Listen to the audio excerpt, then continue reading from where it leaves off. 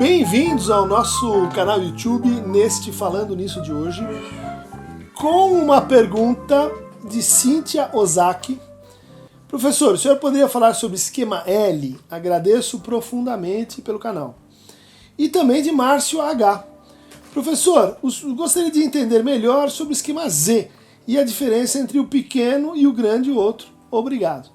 Então vamos começar dizendo que o esquema L, o esquema Z, ou L de lambda, né, são o mesmo modelo proposto pelo Lacan no seminário 2, o Eu na Teoria de Freud e na Técnica da Psicanálise. Né? Um seminário de 1954 e 55, cuja síntese abre os escritos. Né? Então, o Seminário da Carta Roubada, que é o primeiro texto dos escritos, é uma síntese desse seminário. É um seminário muito importante, onde o Lacan está usando a cibernética, a matemática, pela primeira vez, para ler o capítulo 7 da Interpretação dos Sonhos, para ler a metapsicologia do inconsciente, a partir de uma hipótese simples, mas poderosa e que exige demonstração, de que o inconsciente ele se estrutura como uma linguagem. A linguagem ela se divide no campo formado pela língua, né, as propriedades que definem esta língua enquanto tal, e também do outro lado a fala. Né?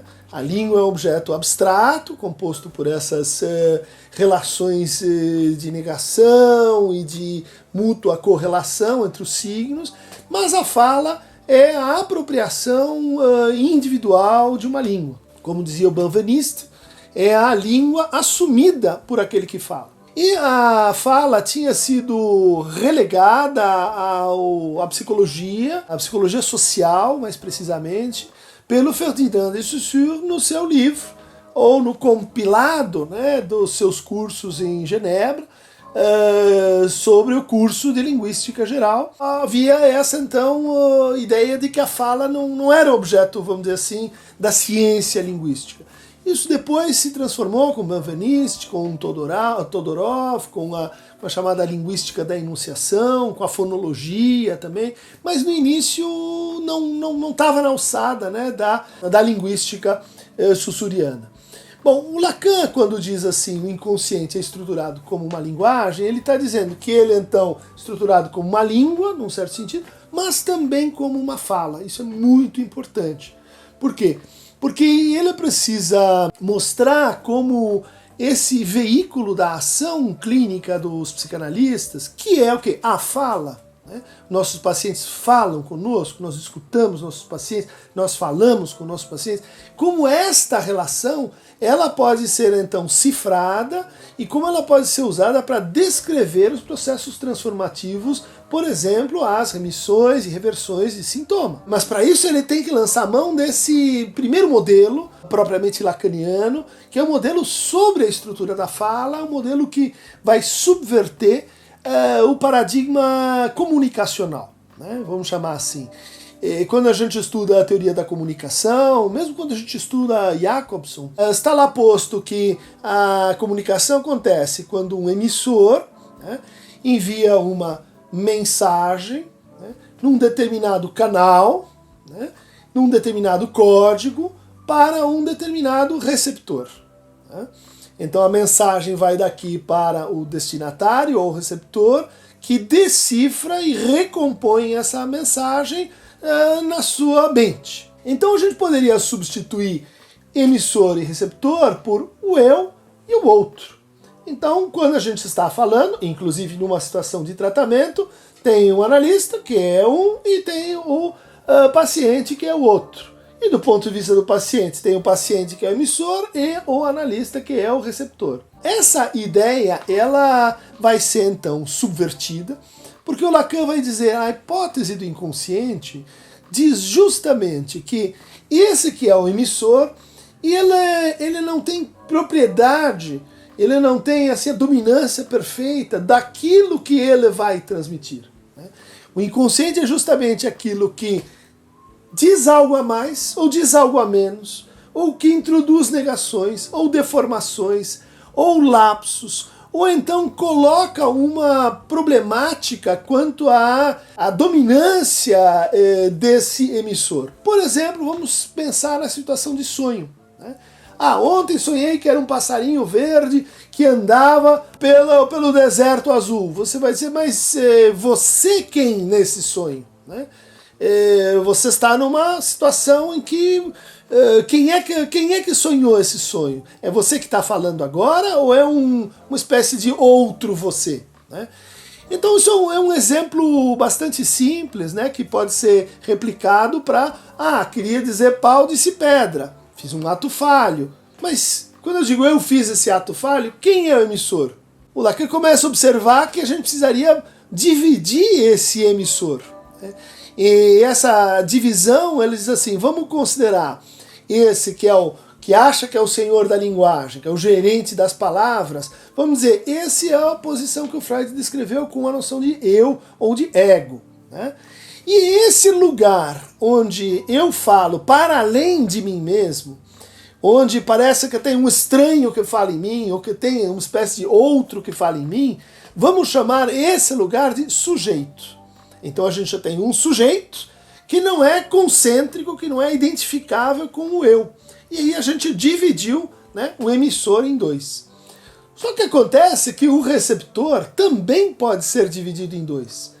Ou seja, quando eu estou contando o meu sonho, eu estou contando esse sonho para esta pessoa que está na minha frente, o Bully ou a Carol, né? Que são pessoas individualizadas, né? Com quem eu falo num código, uso um certo canal, vocês que estão me escutando agora, ou seja, outros indivíduos. Só que também quando eu localizo o meu destinatário, diz o Lacan, eu acabo recebendo dele, eu acabo sendo surpreendido pelo lugar onde eu sou escutado, de tal maneira que assim como há um estranho do lado de cá, há um estranho do lado de lá.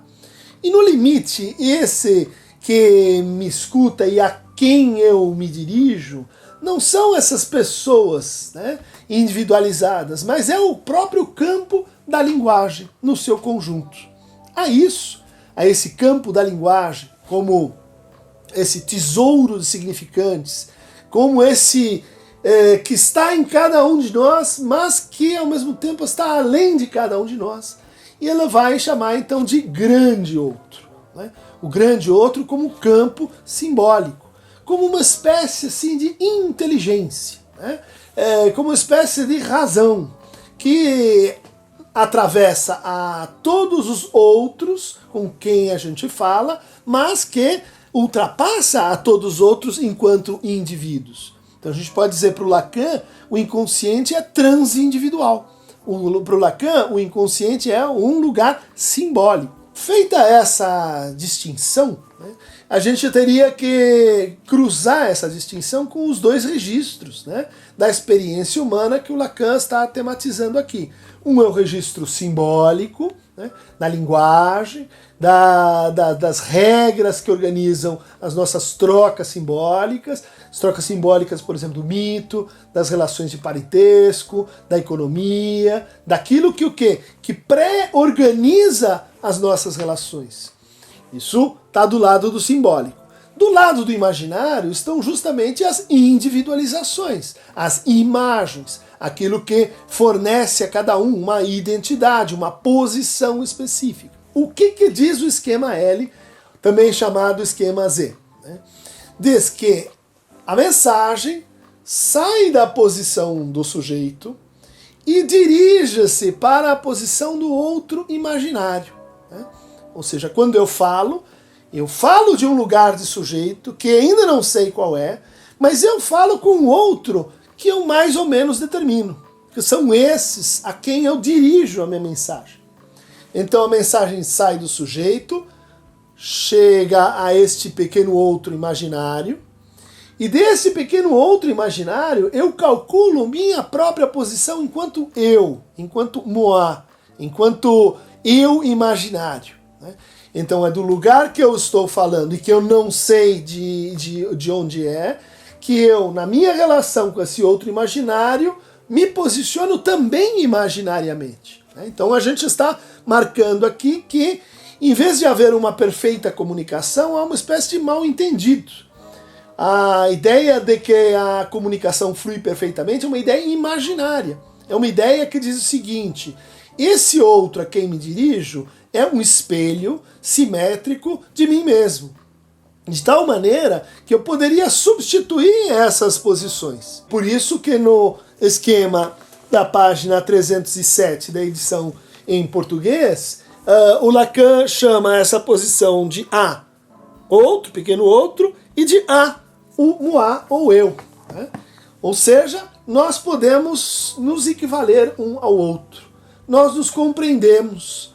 Nós somos substituíveis um em relação ao outro. Eu posso assumir o ponto de vista do outro. O outro pode assumir o meu ponto de vista.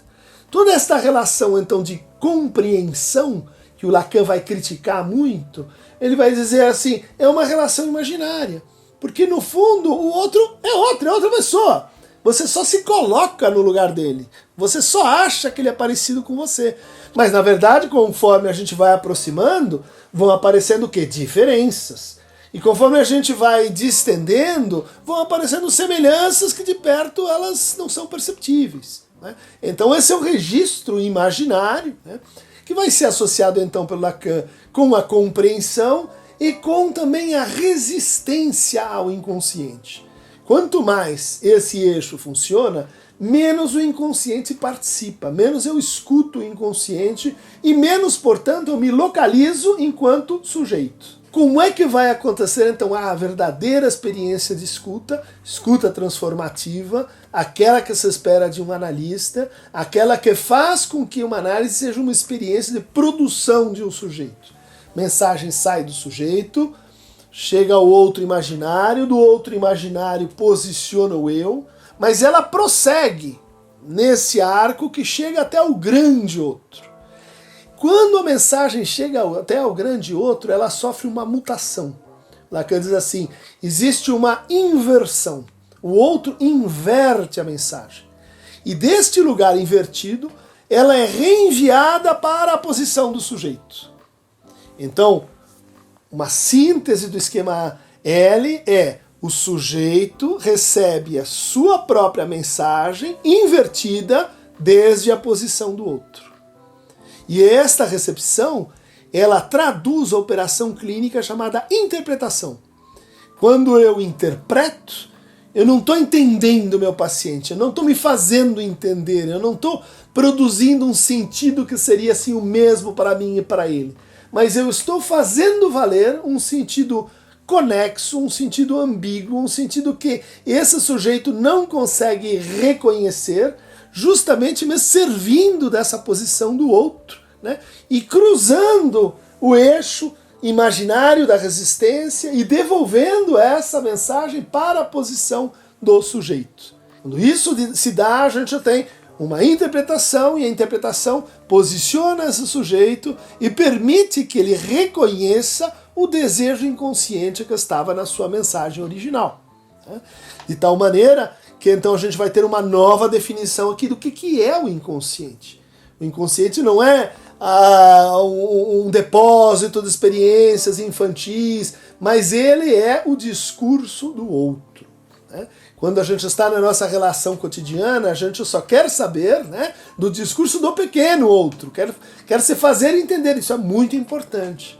Mas quanto mais a gente investe nesse eixo, mais a gente, ao mesmo tempo, oclui, nega o retorno dessa mensagem desde o inconsciente, e, portanto, a gente não escuta o nosso inconsciente, e, portanto, a gente não escuta o que são os desejos que estão ali se articulando em estrutura de linguagem. Bom, o que a gente tem nessa circulação é um grafo, no sentido matemático do termo. Né? É um grafo que ele é construído a partir de uma torção. Né? Vamos imaginar aqui que estávamos com a nossa situação inicial, onde a gente tem, de um lado, o imaginário, né? Então, o outro imaginário e o eu imaginário. Né? O pequeno outro e o eu imaginário. E neste lado nós estávamos com o sujeito na sua relação com o outro, com o inconsciente. O que a estrutura da fala faz? ela aplica uma torção a essa relação, de tal maneira que o sujeito que estava nesse lado, ele passa para o lado de lá. E o objeto que estava nesse lado passa para o lado de cá. Isso cria, então, uma circulação determinada pela lógica do significante. De onde o Lacan teria tirado essa ideia? Isso é muito interessante. Uma hipótese para isso vem justamente de um texto de um antropólogo chamado Lévi-Strauss, que no capítulo 7 de Estruturas Elementares de Parentesco tem um artigo chamado As Estruturas Sociais no Brasil Central e Oriental. Vejam só, o Brasil, os nossos índios, os Bororo, os Xerente, os Canela, e o Lévi-Strauss está estudando a estrutura de parentesco nesses povos brasileiros. Vou sintetizar aqui, e ele diz assim, olha que interessante, esses indígenas, eles têm mitos que falam sempre de três clãs originários, né?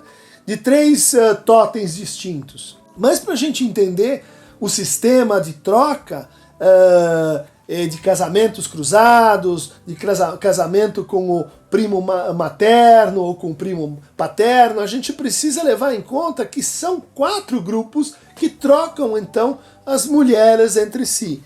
E olha o desenho que ele apresenta para descrever a estrutura de parentesco entre os Bororo e os Xereus. E é o mesmo grafo que o Lacan vai usar, né, em 54, 55, esse texto do Lévi-Strauss é de 1952. Isso tem um valor importante na tentativa que o Lacan está levando a cabo de fundamentar a psicanálise nas ciências da linguagem, né?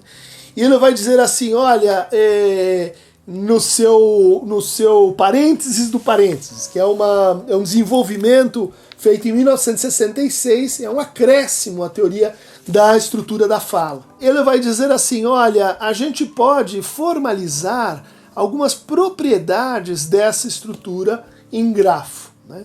E para isso, e eu vou aqui resumir, a gente poderia recorrer a um esquema baseado no seguinte. Considerem uma série formada aleatoriamente. Por exemplo, uma moeda, né? Uma moeda que se der cara, eu ponho mais. Se der coroa, eu ponho menos. E eu vou atirando essa moeda e formando uma série, portanto, totalmente aleatória. Mais, menos, mais, menos, mais, e assim indefinidamente, né? Então a gente pode olhar para essa série e dizer, olha só como ela representa esse ideal, essa proposta que a gente faz a nossos pacientes, e talvez seja a única regra, ou a regra mais importante do tratamento, que é a associação livre. Ou seja, diga tudo o que vem à sua mente, sem crítica, sem juízo, sem se envergonhar, o que o outro vai achar, olha aí o pequeno outro, né? Como você vai me julgar, o que você quer me ouvir, quer dizer, retirar essas resistências e falar francamente, sinceramente, aquilo que te ocorre. Isso vai gerar, então, uma série aleatória, né? Ou quanto mais aleatória, melhor.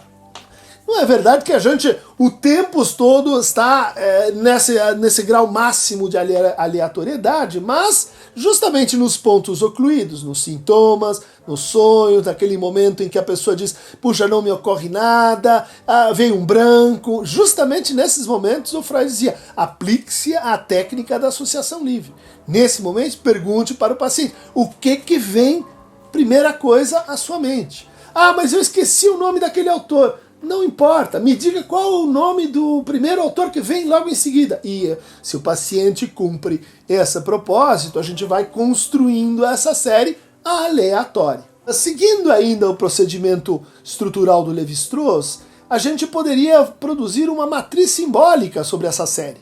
A gente pode dizer assim, olha, se sair 3 iguais, mais, ou 3 menos em sequência, a gente chama isso de número 1. Vamos dizer assim, o número 1 é o simétrico. Se sair uma combinação simétrica invertida, né? Por exemplo, mais, mais, ou menos, mais e menos, a gente chama isso de 2, matriz simbólica número 2. E se sair algo assimétrico, tipo menos, menos e mais, ou mais, mais e menos, a gente chama isso de número 3. Tudo bem? Então vamos pegar aquela nossa série, né, aleatória, e vamos cruzá-la com esses 3 registros que são, no fundo, que arbitrários.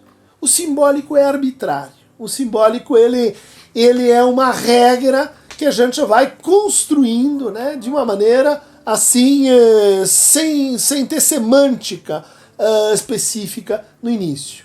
De tal maneira, então, que a gente pode traduzir a série inicial, que era mais, menos, em 1, 2, 2, 3, 1, 2, 2, 3, 1, 1, 1, 3, 3, 3, e assim por diante. Tá? Isso nos daria, então, o quê? Que bom, o aleatório mais o arbitrário só pode dar em arbitrário, né?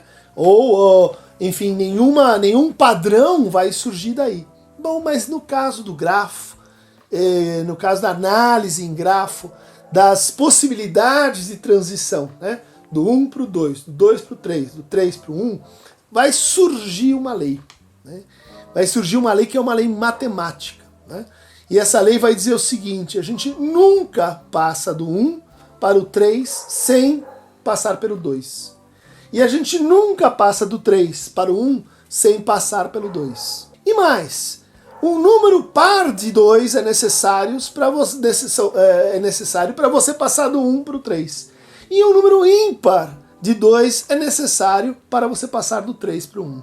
São regras matemáticas que surgem a partir do matriciamento simbólico do imaginário, do aleatório. Então, com essa demonstração, o Lacan está tentando dizer assim: o inconsciente não é o errático, não é o irracional, o inconsciente não é desprovido de leis, mas ele possui certas regularidades. Certas regularidades que não são pensadas pelo próprio sujeito no sentido individual. Elas são pensadas por aquilo que predetermina o que o sujeito vai pensar. E isso é o campo simbólico. Né? O campo simbólico enquanto mediação, o campo simbólico enquanto essa topologia onde a gente tem então relações de troca, mensagens e inversão de sentido. O esquema L ou esquema Z, ele é o protótipo então da primeira formalização matemática que o Lacan propõe aí para a psicanálise. Ele vai ter uma extensão, né, que a gente pode abordar em outro dia. Ele vai ter um complemento, né, que é o esquema R, e depois do esquema R o esquema I. Ou seja, quando ele vai tentar pensar o que acontece comparativamente com a fala na neurose e na psicose. Em vez de usar o argumento psiquiátrico de que na psicose a gente tem uma perda de realidade e de que, bom, então a gente tem que levar de novo o paciente a entrar em contato com a realidade, ele vai dizer: não, a psicose não é uma perda da realidade nesse sentido, da realidade empírica. A psicose é uma outra experiência de fala, é uma outra montagem de relação de fala. Nessa experiência, o sujeito não recebe a sua própria mensagem de forma invertida desde o lugar do outro, mas ele recebe uma mensagem direta a partir do outro. É chamada então a alucinação, as vozes, os pensamentos intrusivos, como se o eu, como se o outro, e nesse caso o inconsciente, né, como sinônimo do outro, estivesse a céu aberto. E essa é uma das teses mais importantes que a gente vai ter no texto de 1958, chamado Questão Preliminar a todo tratamento possível das psicoses. Então está aí posto esse conceito básico, né, que fala sobre a fala, que redefine então as relações do inconsciente com a linguagem e que condiciona a operação clínica do psicanalista enquanto uma operação de escuta. Por hoje é só. Para mais fragmentos gráficos, grafêmicos, topológicos e matemáticos inconscientes, clique aqui no Aqueronta Movebo.